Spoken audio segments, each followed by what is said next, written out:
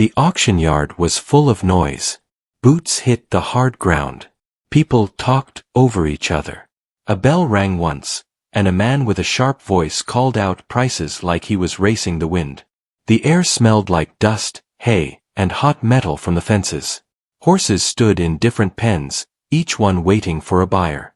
Some horses lifted their heads proudly. Some stamped their feet.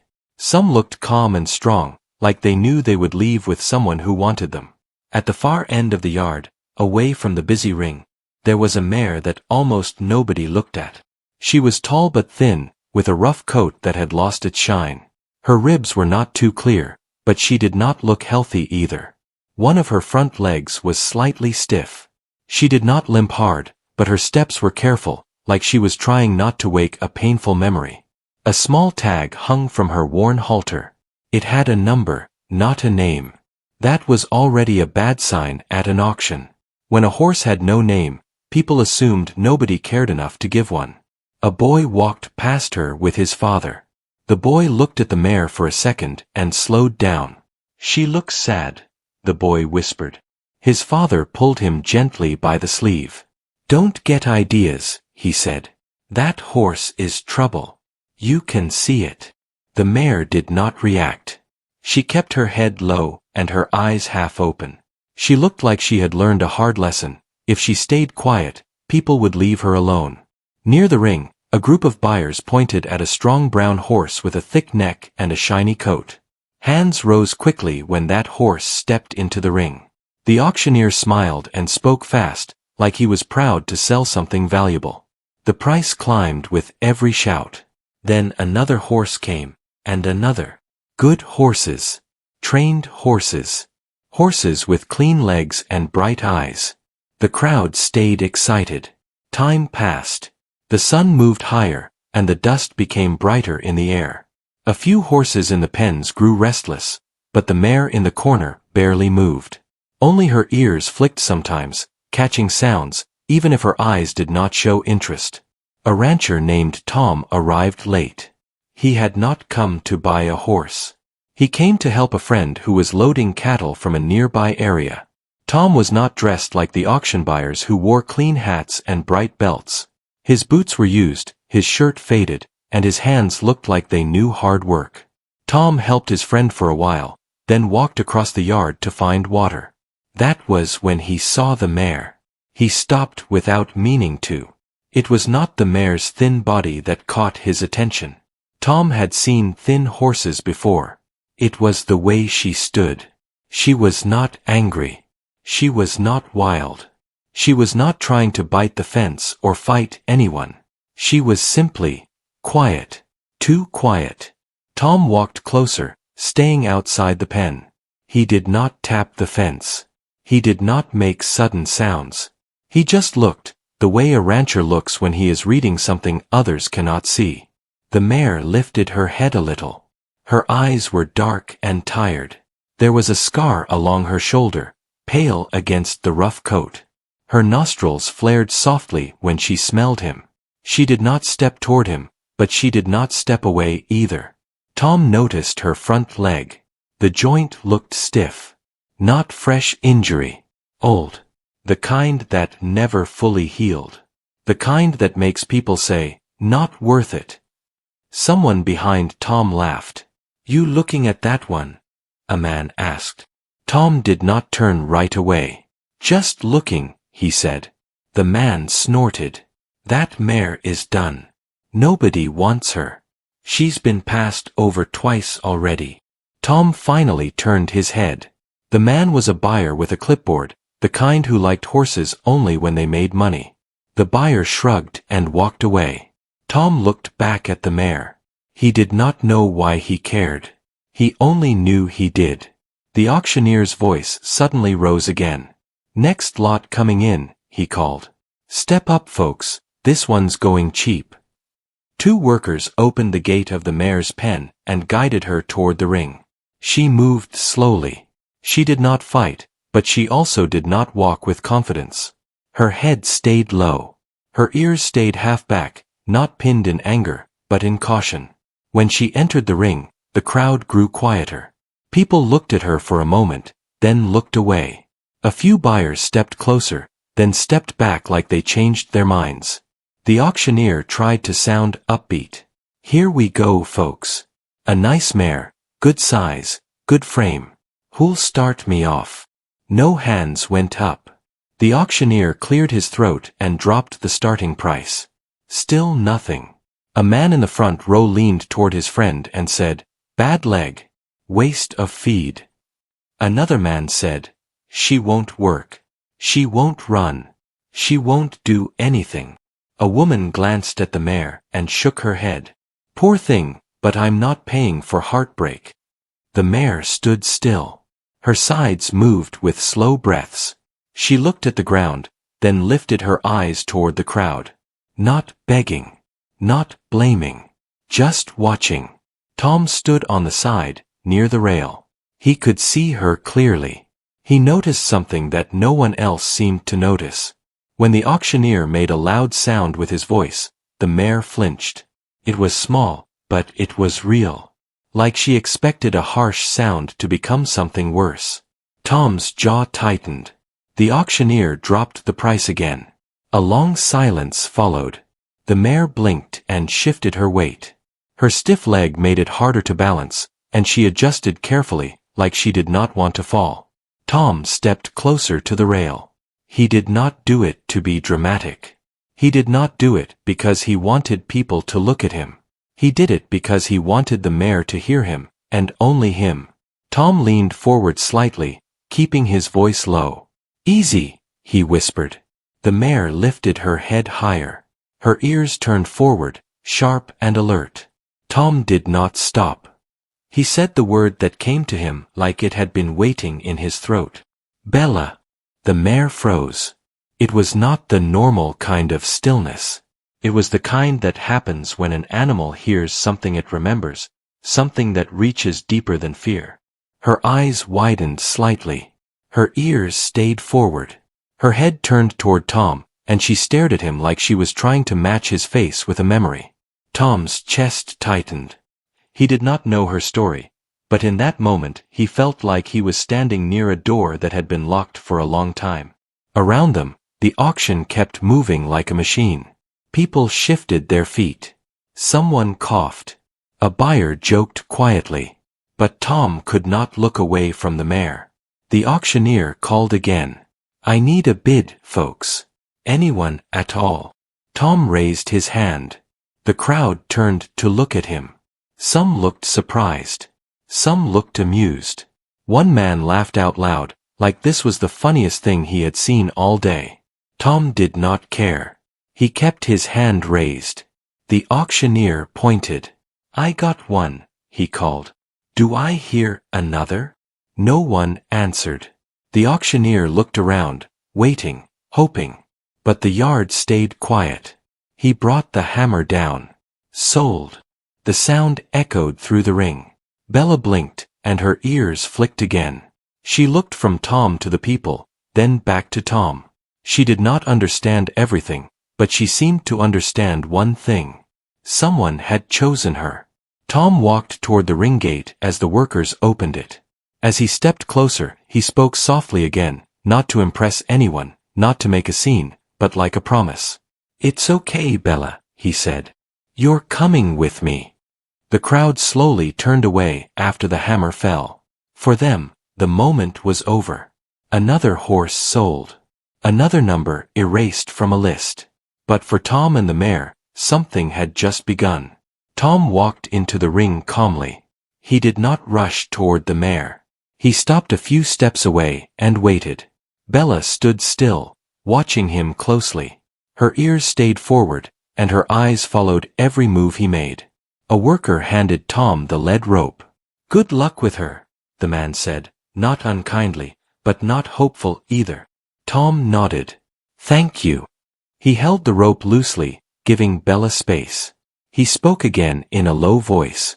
"Come on, Bella. No hurry." Bella hesitated. The ring felt tight and strange. The noise had not fully faded yet. She shifted her weight, careful with her sore leg. Then she took one step forward. Then another. Tom did not pull. He walked beside her, matching her pace. When they reached the gate, Bella paused. The open space beyond looked uncertain. Tom stopped with her. "It's all right," he said quietly. After a long second, she moved again. Outside the ring, the air felt different. Less sharp. Less heavy. Bella lifted her head and took a deeper breath. Tom led her past the pens and trucks, toward his old trailer parked near the far fence. Some people watched them pass. A few shook their heads. One man muttered, "Waste of money," even though the price had been low. Tom did not respond. He kept his eyes forward. Loading Bella took time. Tom did not force her up the ramp. He let her sniff the wood, feel the ground, and decide. When she stepped inside the trailer, slow but steady, Tom felt a quiet relief. The drive to the ranch was long. Bella shifted inside the trailer, trying to find balance as the road changed. Tom drove carefully, avoiding sudden turns or sharp stops. He spoke once through the open window, letting his voice carry back. "You're doing fine." The ranch appeared just before sunset. Wide land stretched out under soft light. The fences were old but strong. The barn stood solid, worn by years of weather and work. Tom parked and opened the trailer. Bella stood still at first. She looked out at the open space, unsure. The land smelled of grass and earth, not dust and fear. Tom stepped back and waited. Bella walked down the ramp slowly. When her hooves touched the ground, she paused. Her ears moved, catching new sounds. Wind through grass. A distant bird. No shouting. No bells. Tom led her to a small paddock near the barn. Fresh hay lay in one corner. A clean water trough stood nearby. Bella lowered her head and sniffed the hay, then took a careful bite. Tom smiled slightly. That night, Tom stayed nearby but did not crowd her. He leaned against the fence and watched as Bella ate, then drank. She kept one eye on him, but she did not back away. When darkness settled, Tom left her alone with a soft light near the barn. He did not lock her in a stall. He wanted her to feel space. The next morning came quietly. Tom returned with a bucket of feed. Bella stood near the fence when she saw him, not close, but closer than before. "Morning," Tom said. He placed the bucket down and stepped back. Bella approached slowly. She sniffed the feed, then ate. Her ears relaxed slightly. Days passed like this. Tom followed a simple routine. Same time in the morning. Same time in the evening. Same calm voice. Same name. Bella. Some days, she let Tom brush her neck and shoulder. Other days, she shifted away, and Tom respected that. He never raised his voice. He never made sudden moves. At night, Bella rested more. She lay down in the paddock, something she had not done at the auction. Her body still carried tension, but sleep came easier. A week later, Tom called the vet. The vet arrived in a dusty truck and watched Bella walk slowly across the paddock. He checked her leg carefully, feeling the joint, watching her reaction. "It's old," the vet said. "Probably hurt years ago and never healed right." Tom nodded. "Can she live well?" The vet looked at Bella, who stood quietly beside Tom. "Yes," he said. "She won't be fast. She won't do heavy work. But she can be comfortable." "That's enough," Tom said. Bella seemed to sense the calm in his voice. She lowered her head slightly, standing closer to him than before. As weeks passed, small changes appeared. Bella's coat began to look better. Her eyes held more light. She started walking the fence line each morning, then waiting near the gate when Tom came. One afternoon, a loud noise came from the road. Bella startled and stepped back quickly, her sore leg slipping slightly. Tom moved at once, steady and calm. "It's okay," he said. Bella stopped. She breathed hard for a moment, then steadied herself.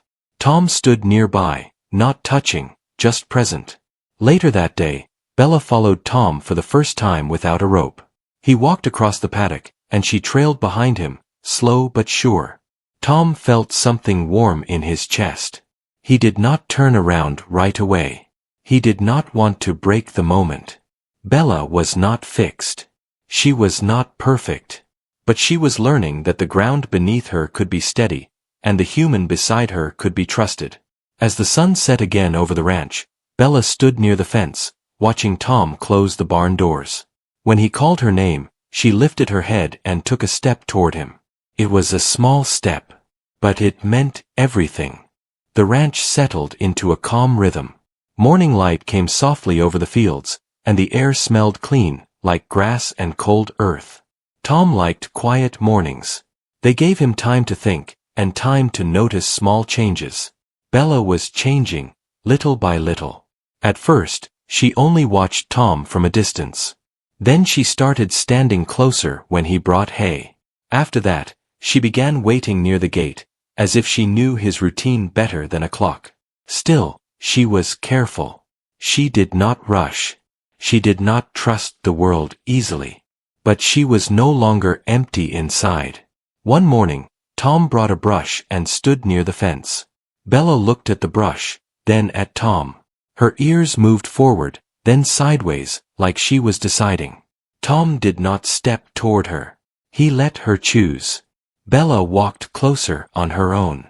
Her stiff leg made her step slightly uneven, but she did not stop.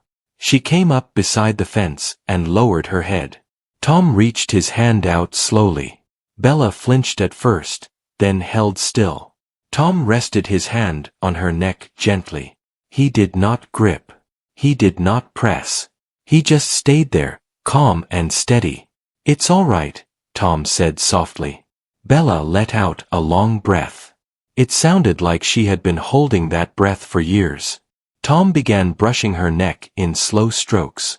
Bella's ears relaxed. Her eyes softened. The brush pulled dust and loose hair away, and her coat looked better with each pass. Tom worked carefully around the scar on her shoulder. When he reached that area, Bella tensed again. Tom stopped at once. He waited. Bella's breathing slowed. She shifted her weight and stayed close. Tom brushed around the scar, not on it. Bella did not move away. Tom felt respect for her in that moment. She was not a horse that needed to be controlled. She was a horse that needed to be understood. A few days later, Tom brought a soft rope and a simple halter. Bella watched him carefully. At the auction, halters had meant pushing, pulling, and noise. Here, it would mean something else. Tom wanted it to mean safety. He held the halter in front of her so she could smell it. Bella sniffed it, then lifted her head like she was unsure. Tom did not raise his voice. "Just a halter," he said. "No trouble." He waited again. Bella took one small step closer. Tom lifted the halter slowly and slipped it over her nose. Bella's muscles tightened for a second. Tom stopped. He did not force the straps. He just stood there, holding the halter lightly. Bella blinked and looked around. Nothing bad happened. No sudden pull. No loud command. Tom simply waited until her body relaxed. Then he finished buckling it. Bella stood still. She did not fight. She did not panic. She just looked at Tom like she was trying to understand why he was different from what she remembered. Tom clipped the rope on, then did something unexpected. He unhooked it again. Bella looked confused. Tom smiled a little. "Just practicing," he said. From that day on, Tom practiced with her every morning. Small steps. Simple actions. Put the halter on. Take it off. Walk a few steps. Stop. Wait. Breathe. Bella began to understand that she could say no without fear. If she stepped back, Tom stopped. If she lowered her head, Tom waited. If she looked nervous, Tom spoke softly until she calmed down. The bond grew slowly, like a plant growing in hard soil. One afternoon, Tom's neighbor, a woman named Mare, stopped by. Mare owned a small ranch down the road. She was known as a kind person, but also practical. She had seen many animals and knew the signs of pain and fear. Mary leaned on the fence and watched Bella from a distance. "That's the auction mare," she said. Tom nodded. Mary's eyes narrowed slightly. People said she was a lost cause. Tom kept his voice calm. People didn't know her. Bella lifted her head as if she heard the tone, even if she did not understand the words. She walked closer to Tom and stood beside him. Mary raised her eyebrows. "She chose you." Tom didn't answer right away. He only watched Bella's ears. They were not pinned. They were not flat. They were relaxed. Mary said, "Why did you call her Bella at the auction?" Tom looked down, remembering the moment. "I don't know," he admitted. "It just came out." Mary nodded slowly, like she understood something deeper. Maybe she needed to hear it. Mary stayed for a while, talking about weather and fences. Bella stayed near Tom the whole time. She did not walk up to Mary, but she did not hide either. When Mary left, she looked back at Bella once more. "Give her time," she said. "She's still carrying something heavy."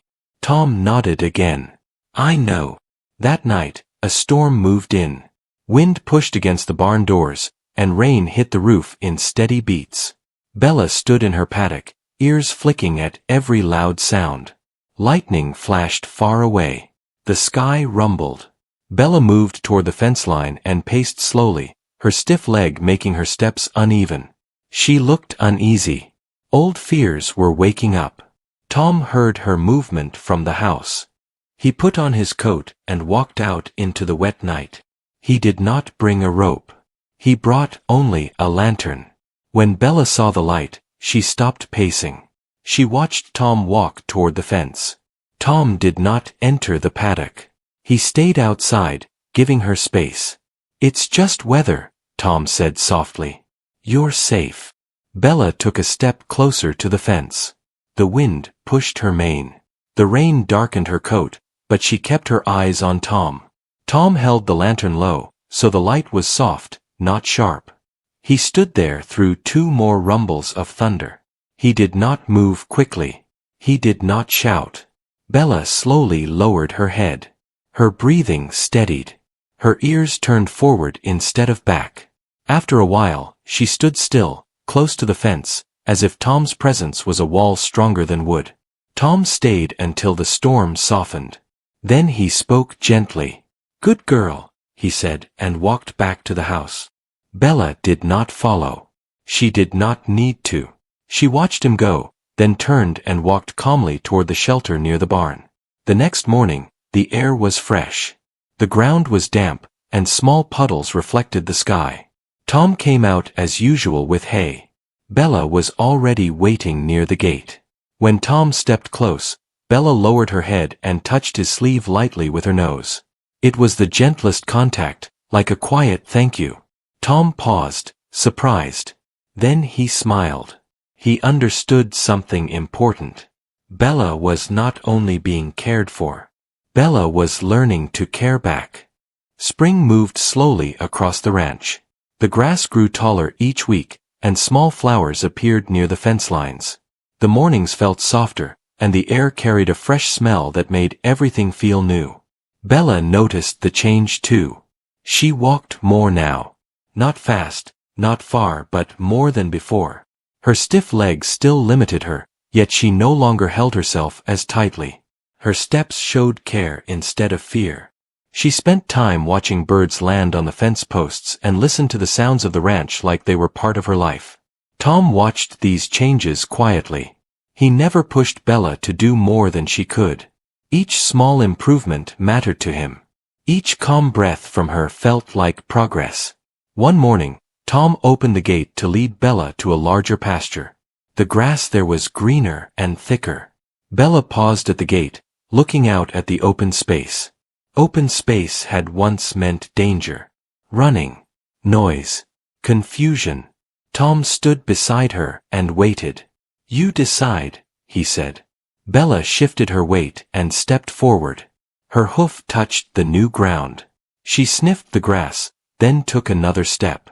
Soon, She was fully inside the pasture. Tom closed the gate behind them and unclipped the rope. Bella looked at him, surprised. Tom stepped back. "Go on," he said calmly. Bella walked a few steps away, then stopped. She turned her head and looked back at Tom. He stayed where he was, relaxed and patient. After a moment, Bella lowered her head and began to graze. Tom felt proud, but he did not show it. He knew trust stayed strongest when it was not rushed. Later that week, something unexpected happened. A strong wind blew through the ranch one afternoon. One of the smaller gates near the far pasture came loose. Tom did not notice right away. He was repairing a fence near the barn when he heard a sharp sound from far away. A young calf had wandered through the open gate. The calf was small and curious. It walked slowly at first, then picked up speed as it explored. Tom saw it and started running, calling out, trying to guide it back. The calf panicked and ran faster. Tom knew the land beyond the ranch was not safe. There were uneven areas and sharp rocks. He tried to cut the calf off, but his boots slipped on loose dirt. Bella stood in the pasture nearby. She lifted her head and saw the movement. She heard Tom's voice, sharp with worry. She saw the calf running toward the edge of the land. For a moment, Bella stood still. Then she moved. Her walk turned into a careful trot. Her leg held steady enough. She did not chase the calf. She moved ahead of it, placing herself in its path. The calf slowed when it saw her. Bella stepped to the side, blocking the way forward. She lowered her head slightly, not in threat, but in guidance. The calf turned, unsure, then moved in the direction Bella allowed. Slowly, step by step, Bella guided the calf back toward the open pasture gate. Tom stopped running when he saw what was happening. He held his breath and watched. Bella kept her movements calm. She did not rush. She did not scare the calf. She simply stayed between danger and safety. The calf crossed back into the pasture. Tom closed the gate quickly and secured it. Then he leaned against the fence, catching his breath. Bella stood nearby, breathing hard but steady. Her leg shook slightly, but she stayed upright. Tom walked toward her slowly. He rested his hand on her neck, feeling the warmth under her coat. "You did it," he said quietly. "You kept him safe." Bella stood still. She leaned into his hand just a little. That evening, Tom checked Bella carefully. Her leg was sore, but not worse than usual. He brought extra hay and made sure her water was close. Bella rested near the fence, watching the sun lower into the sky. The next few days, Bella moved more carefully again. Tom adjusted her routine. Short walks. Longer rest. No pressure. Bella accepted it easily. She trusted that Tom understood. One afternoon, a group of visitors came to the ranch. They were friends of Tom's neighbor, curious about ranch life. They stood near the fence, pointing and talking softly. Bella watched them from a distance. Her ears turned toward their voices. She did not panic, but she stayed close to Tom. A woman noticed her. "That's a gentle mare," she said. "What does she do?" Tom answered simply, "She belongs here." The visitors nodded. They did not ask more. Bella stayed calm the whole time. When the group left, she walked a few steps away, then turned and came back to Tom, as if checking that he was still there. As weeks passed, Bella's presence became part of the ranch. Other animals seemed calmer around her. The cattle moved more smoothly when she stood nearby. The younger animals followed her quietly. Tom noticed something else too. Bella watched him. When he was tired, she stood closer. When he worked late, she stayed near the fence until he finished. When he laughed at something small, she lifted her head like she felt the lightness too. One evening, Tom sat on a low fence rail, resting his arms. Bella walked up and stood beside him. She lowered her head and rested it lightly against his shoulder. Tom froze at first. Bella did not move away. He stayed still, letting the moment settle. The sky turned orange and pink above them. The ranch was quiet. Tom spoke softly. "You're not broken," he said. "You never were." Bella closed her eyes. The past still lived inside her, but it no longer controlled her steps. She had learned that strength did not always mean speed or power. Sometimes, it meant standing between danger and safety. Sometimes, it meant trusting again. And sometimes, it meant choosing to stay. Summer arrived gently at the ranch. The days grew longer, and the nights stayed warm. Grass filled the fields, and the wind carried the sound of insects and distant birds. Life settled into a steady pace, the kind that felt safe and predictable. Bella had become part of that rhythm. She no longer waited at a distance when Tom came each morning. She stood near the gate, calm and patient. Her stiff legs still slowed her, but she knew how to move within her limits. She chose careful paths across the pasture and rested when her body asked for it. Tom never pushed her. He had learned that Bella gave her best when she was trusted to decide. Each day, Tom brushed her coat, checked her leg, and spoke to her like a friend. Bella listened. Sometimes she lifted her head when he spoke. Sometimes she closed her eyes, enjoying the quiet. Word about the mare spread slowly through the area. People who visited the ranch noticed her calm nature. Some asked where Tom found her. Others asked why he kept a horse that could not work hard or run fast. Tom always answered the same way. "She does more than people think." One afternoon, Mary returned to the ranch. She watched Bella graze and smiled. "She looks different," Mary said. Tom nodded. "She feels different too." Mary walked closer, stopping at the fence. Bella noticed her and stayed calm. She did not step away. She did not tense. Mary said softly, "She trusts this place." Tom watched Bella lower her head and graze again.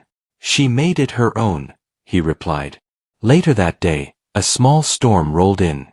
Not a strong one, just enough wind and rain to cool the air. Bella walked toward the shelter near the barn without fear. She no longer needed Tom nearby to feel safe. She knew where she belonged. Tom watched from the doorway as Bella settled under the roof. He felt something deep and quiet inside him.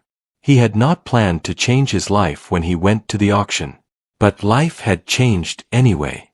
As the months passed, Bella's role on the ranch became clear. She did not pull loads. She did not race. She did not perform tricks. She watched. When new animals arrived, nervous and unsure, Bella stood nearby. Her calm presence eased them. The younger calves stayed closer to her. Even the older cattle moved with less stress when she was near. Tom noticed fewer problems during busy days. Fewer sudden movements. Fewer restless animals. Bella had become an anchor. One evening, Tom sat outside as the sun lowered behind the hills. Bella walked up and stood beside him. She looked out across the land, ears relaxed. Tom spoke quietly, not needing an answer. "Funny how things work out." Bella flicked her ear and stayed close. That night, Tom thought about the auction. The noise. The people. The way Bella had stood alone with no name. He remembered the moment he whispered to her and how she had lifted her head. He realized something important. Bella had not only been waiting for a buyer. She had been waiting for someone to see her. Weeks later, a man from a nearby ranch came by. He was looking for a horse for light work. He saw Bella and asked about her. Tom listened, then shook his head gently.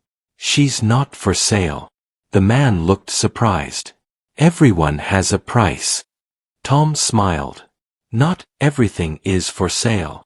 Bella stood nearby, her head low, her body relaxed. She did not know the words, but she knew the tone. She stayed where she was. As the seasons shifted again, Bella's coat thickened, then thinned. Her movements stayed steady. Her trust stayed strong. One early morning, Tom opened the gate and walked into the pasture. Bella followed him without a rope, her steps slow but sure. They walked together to the far fence and stopped. The land was quiet. Dew rested on the grass. The world felt still. Tom rested his hand on Bella's neck. She leaned into him, solid and warm.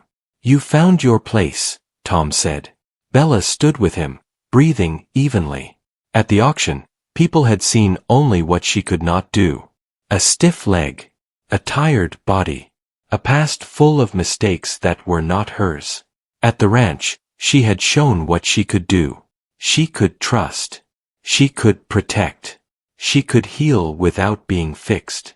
Bella never became famous. No one wrote stories about her in magazines. No crowd ever gathered to watch her move. But every morning, when the sun rose over the fields, Bella stood ready, calm, present, home. And that was more than enough.